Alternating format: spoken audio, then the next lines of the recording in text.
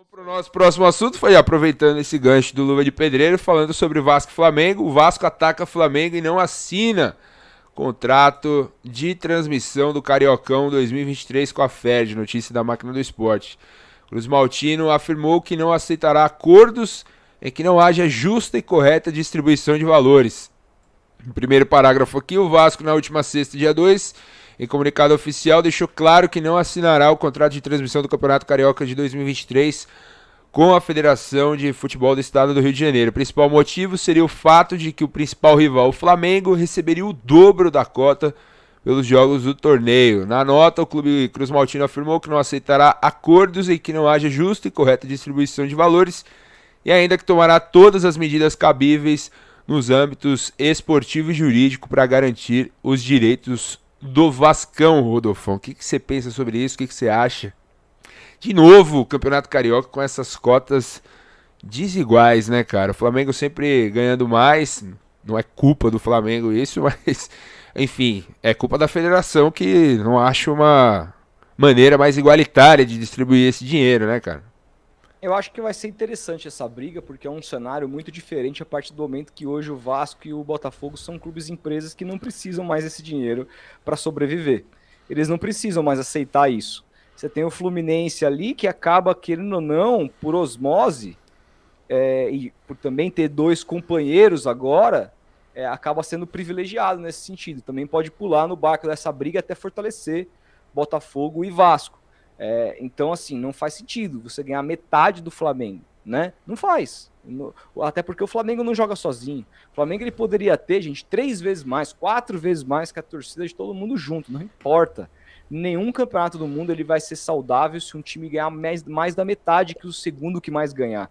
Isso é prejudicial a qualquer campeonato, seja ele a nível estadual, seja ele a nível regional ou nacional. Perdão. Então, assim, você tem um cenário que agora dá para brigar.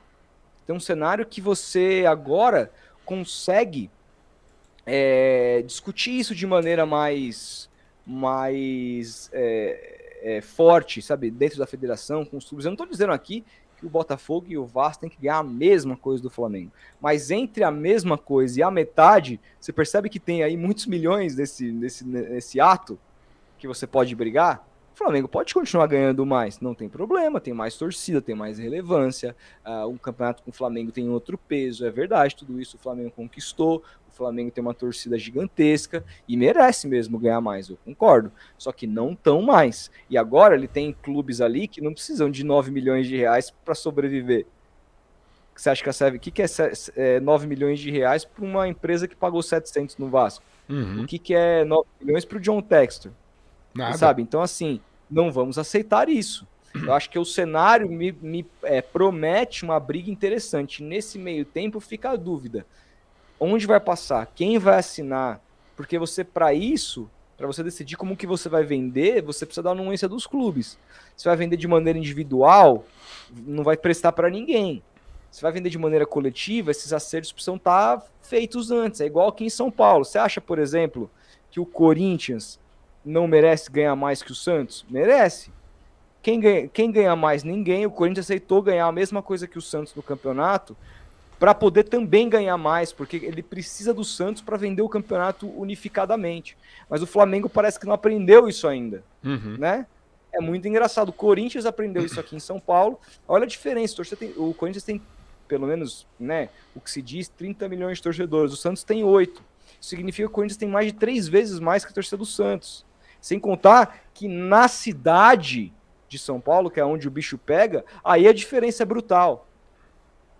E você, mesmo assim, o Corinthians aceita receber a mesma coisa que o Santos para poder ganhar mais e o campeonato ganhar mais, ter mais relevância. É por isso que não conseguem matar o Campeonato Paulista. A Globo saiu do Campeonato Paulista, achou que ele fosse diminuir e ele aumentou a renda. Porque existe união. Então, os paulistanos, os paulistas, eles dão aula hoje e os cariocas mostram como não fazer. Mas agora, pelo menos, eles têm aí duas empresas que têm força econômica para bater o pé.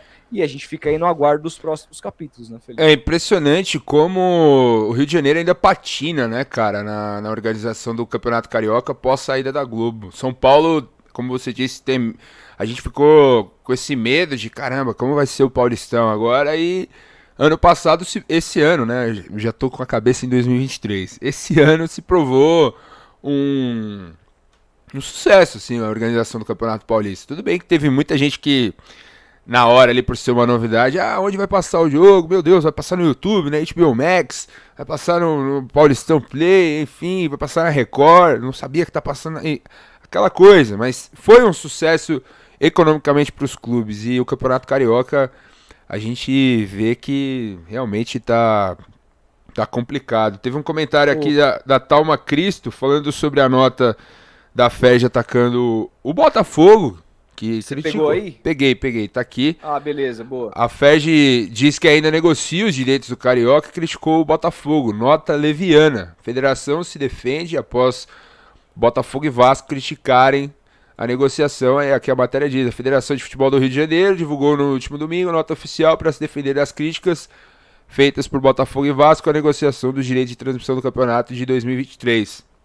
A federação também garantiu que a negociação entre os clubes e a empresa responsável ainda está em andamento. Aí completam aqui: a nota foi dura com o clube de General Severiano, que teve a posição chamada de ofensiva leviana e completamente distante da verdade. No último sábado, o Botafogo afirmou que há obscuridão nas negociações.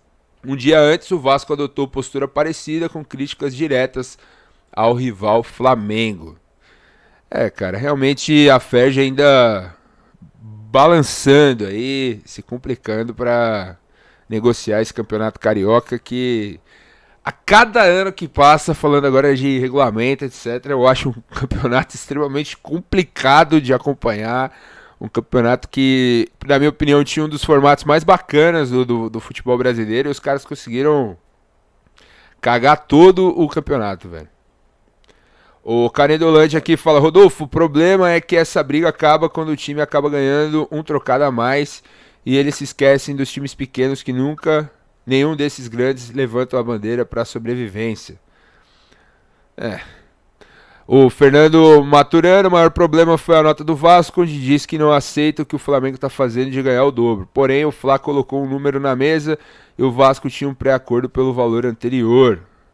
José Bezerra: os grandes têm que ganhar a mesma coisa. Fernando Maturano: o Vasco tem que exigir ganhar mais sim, mas o que o Flamengo tem a ver com essa cena, com essa do Vasco negociar mal no início da parada? Enfim, isso ainda vai dar muito pano pra manga, a gente vai acompanhar de perto. E se acontecer mais novidades, que acredito que acontecerão, traremos aqui para você.